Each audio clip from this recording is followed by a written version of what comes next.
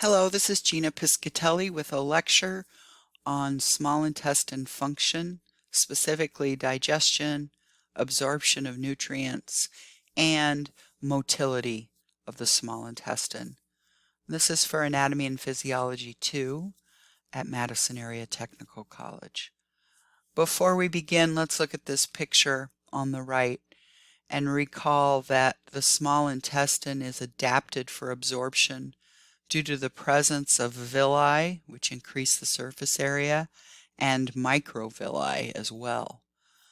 And in the core of a villus, we have capillaries as well as lacteals, meaning blood capillaries, and lacteals, which are lymphatic.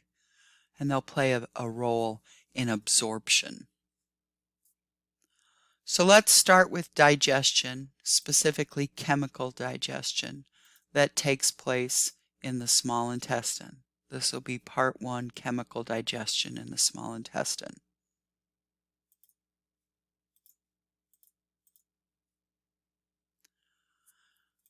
So most chemical digestion of nutrients occurs in the small intestine as opposed to the stomach or the oral cavity or the esophagus. None happens in the esophagus.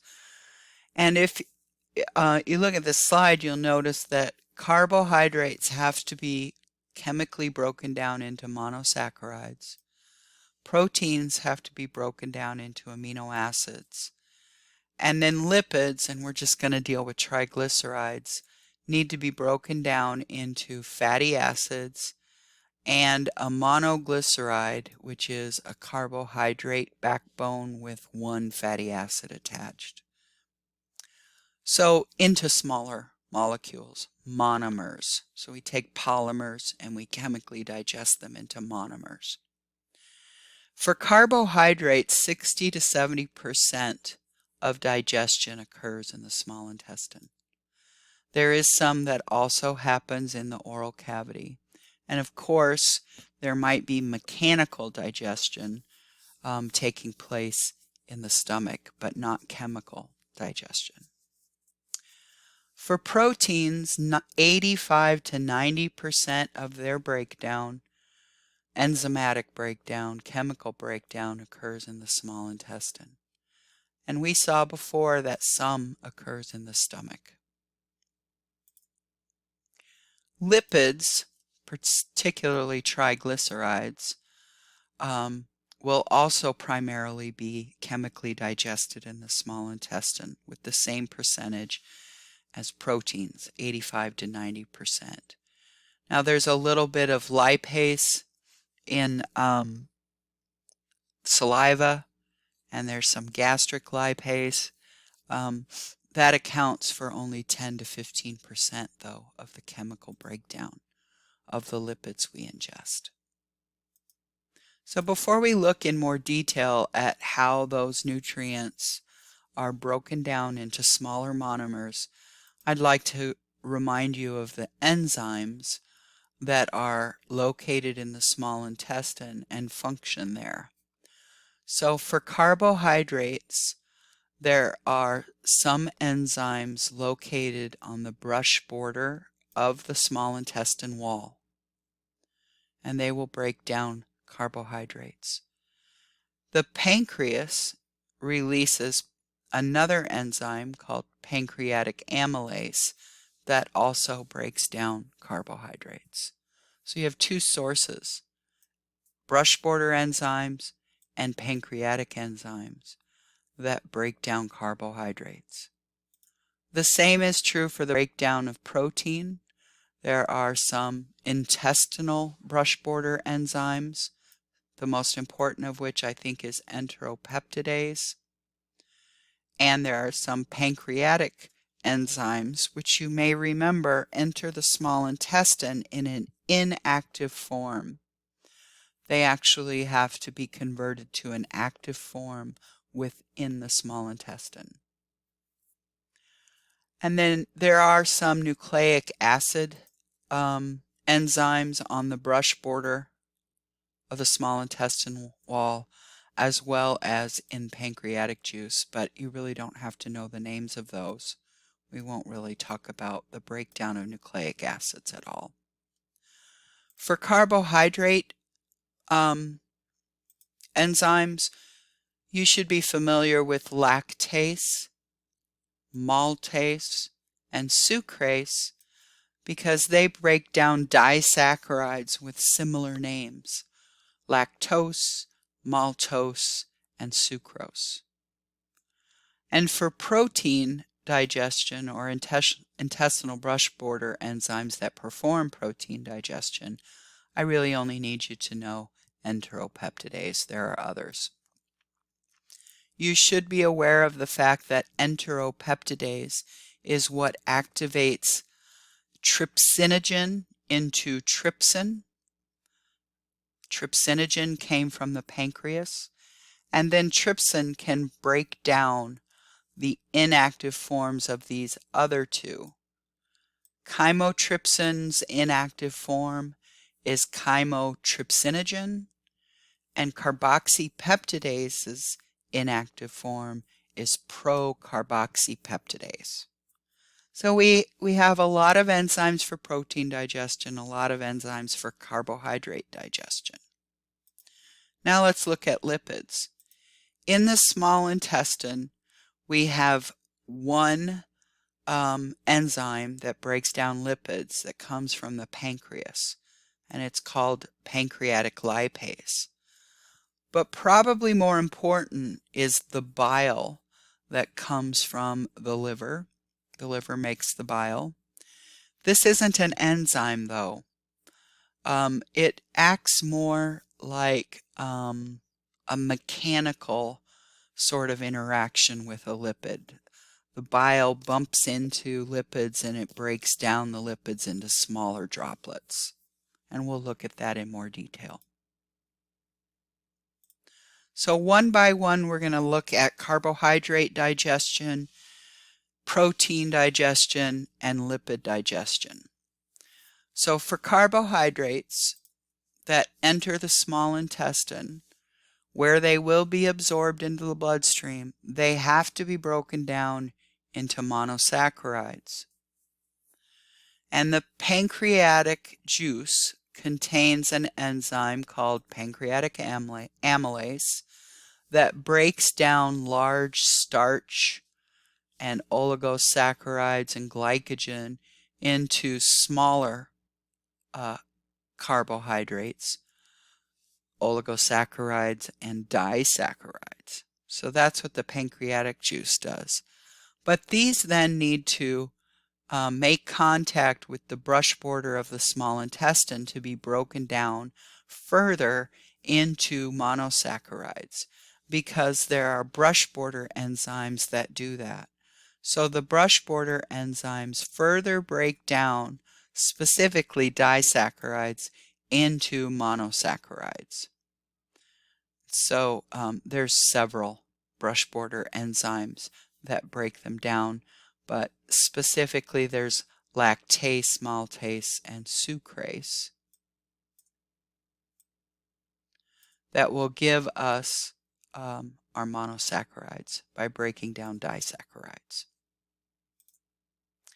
Okay, let's look at proteins and how they're broken down in the small intestine. So proteins can only be absorbed across the wall of the small intestine into our bloodstream as being amino acids. Only amino acids can be absorbed. And so we need enzymes to break down polypeptides into these amino acids. And again, we have pancreatic enzymes that enter the small intestine, trypsin, chymotrypsin, and carboxypeptidase, which will break down long-chain polypeptides into shorter oligopeptides and dipeptides.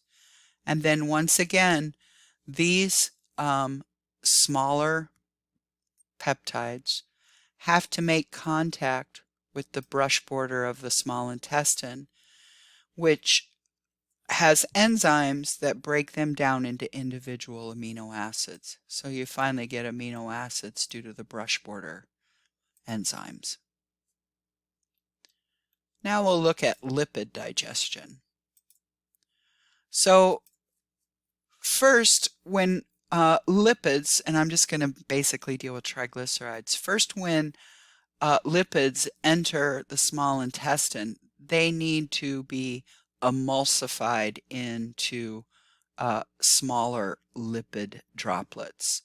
And so emulsification just means kind of break down, separate, and this occurs due to the action of bile and bile salts. So bile salts emulsify lipid droplets. Then the pancreatic lipase can work on the lipid droplet and catalyze chemical reactions that break down triglycerides into monoglycerides and fatty acids. Now, these monoglycerides and fatty acids continue to be worked on by bile. There's still bile salts there. And so those monoglycerides and fatty acids will be coated by bile salts. And when they're coated, we call them micelles, really tiny lipid droplets completely covered with bile salts. So those are the digestive processes that happen in the small intestine: breakdown of carbs, breakdown of proteins, and breakdown of triglycerides. Now we're going to look at how those nutrients are absorbed.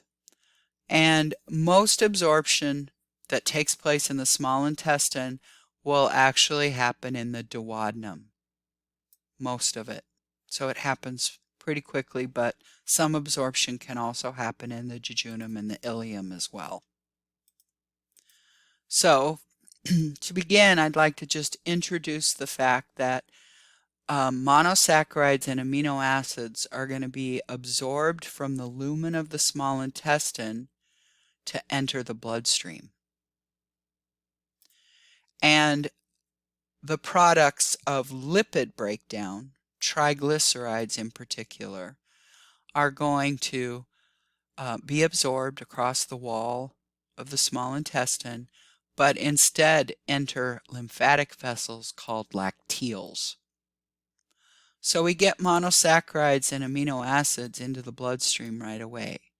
To get lipids into the bloodstream, they have to first travel through the lymphatic system, and then they'll enter the blood. So let's look at how each of these three categories are absorbed across the wall of the small intestine. And I know this picture looks very busy and complicated, but I'd like to walk you through the important parts.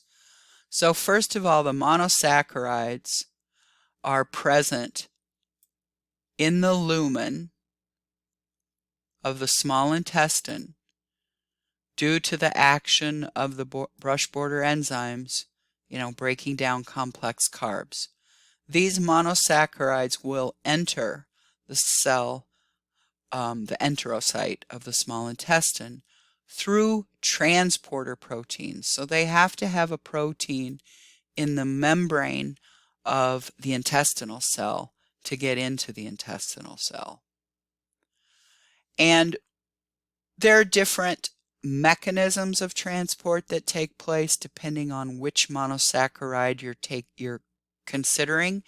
And I won't test you on this, but in case you're interested, two monosaccharides get into the cell by secondary active transport, and one of the monosaccharides gets in by facilitated diffusion.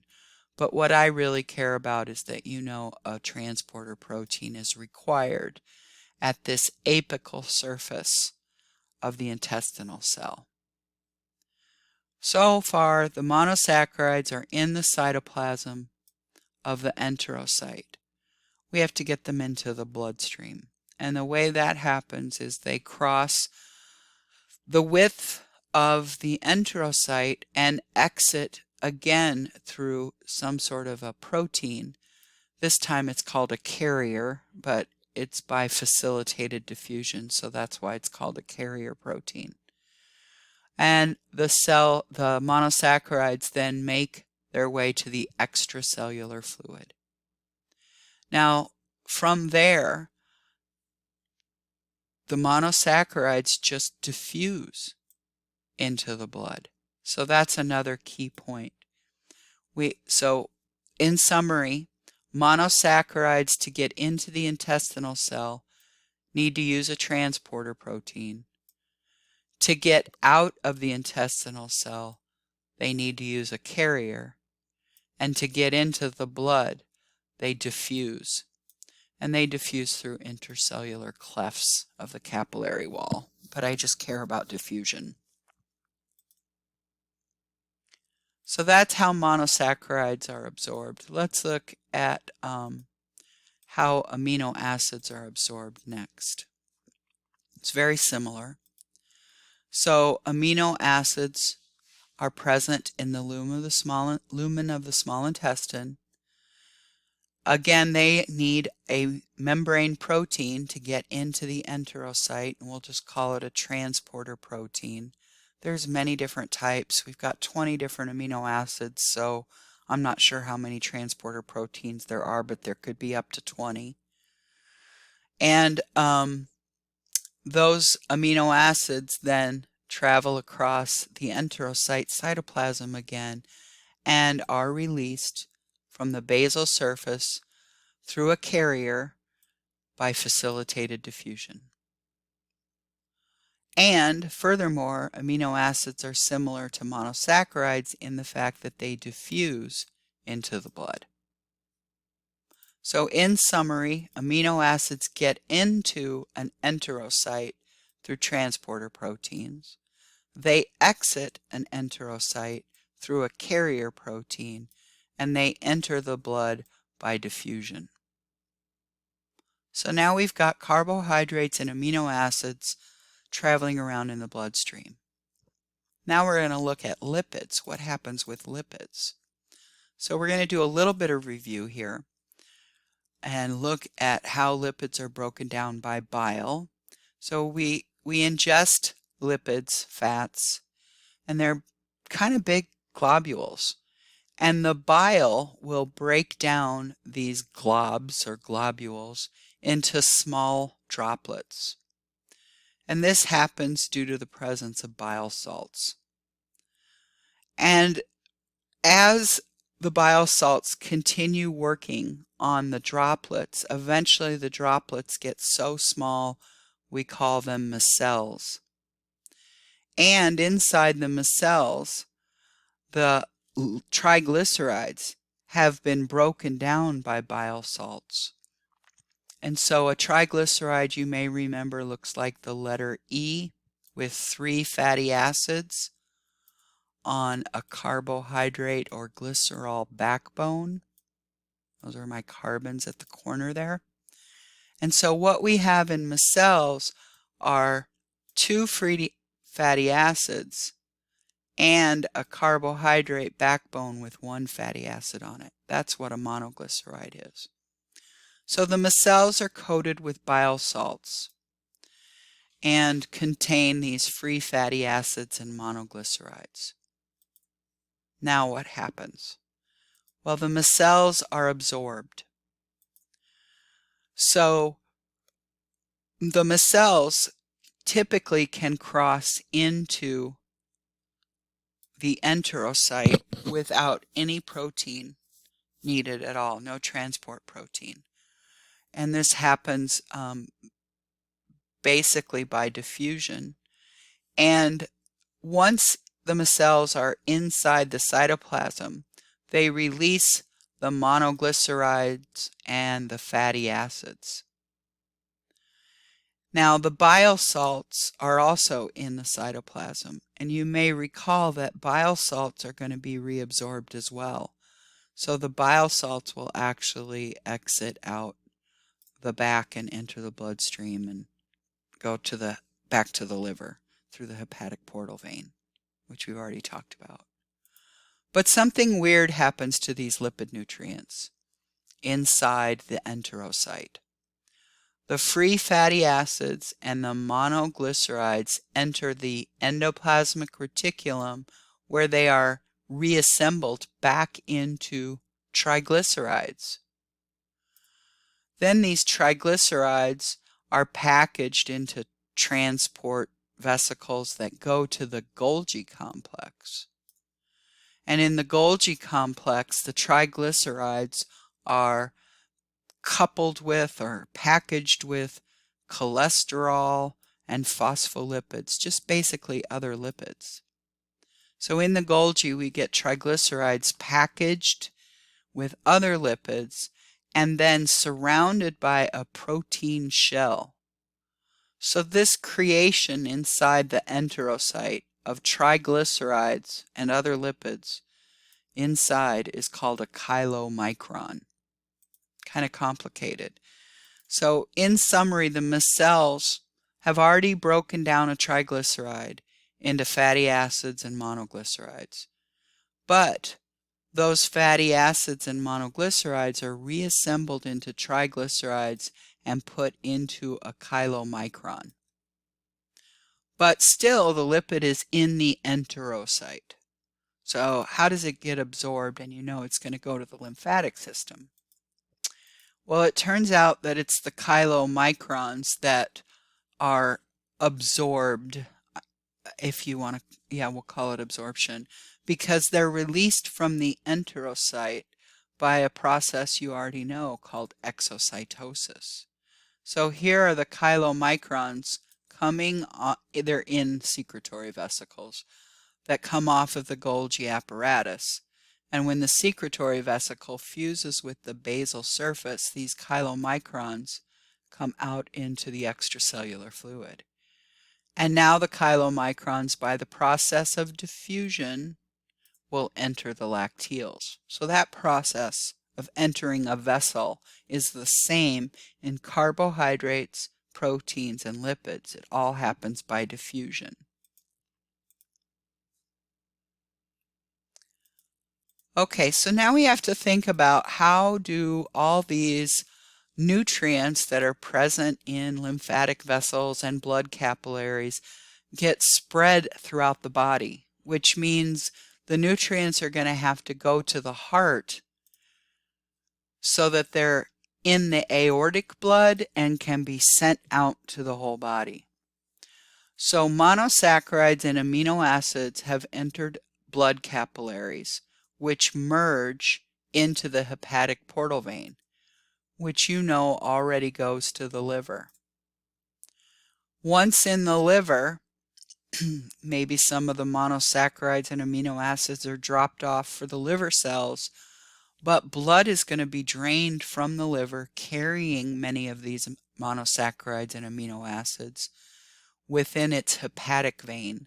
So the hepatic vein is draining blood that contains monosaccharides and amino acids from the liver, and the hepatic vein enters the inferior vena cava, which you know dumps into the right atrium of the heart. And from the right atrium, you know, first the blood has to go through the pulmonary circulation, but it'll come back to the left side of the heart and eventually get pumped out the aorta.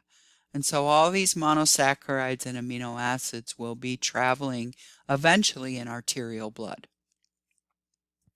Now let's look at the triglycerides, or the chylomicrons that contain the triglycerides. We left them off in the lacteals. So the lacteals are located within the villus core of the small intestinal submucosa. And the lacteals are part of the lymphatic collecting system. And so the small lacteals will eventually drain into larger lymphatic collecting vessels. And these larger lymphatic collecting vessels will merge and finally reach the thoracic duct, which is a passageway for lymph to re-enter the bloodstream. So lymphatic fluid containing these chylomicrons will pass through the thoracic duct, enter the left subclavian vein. So now the chylomicrons are in the venous system, just like up here the monosaccharides were and amino acids were in a venous system. But now recall the subclavian vein is higher than the heart. So the subclavian vein is going to dump into the superior vena cava. And that again will deposit blood or put blood into the right atrium of the heart. And so now you have triglycerides, monosaccharides, and amino acids all in arterial blood. The last thing we're going to look at is how motility in the small intestine occurs. And the word motility means movement, but since we're dealing with smooth muscle in the wall of the small intestine, we can think of it as contraction.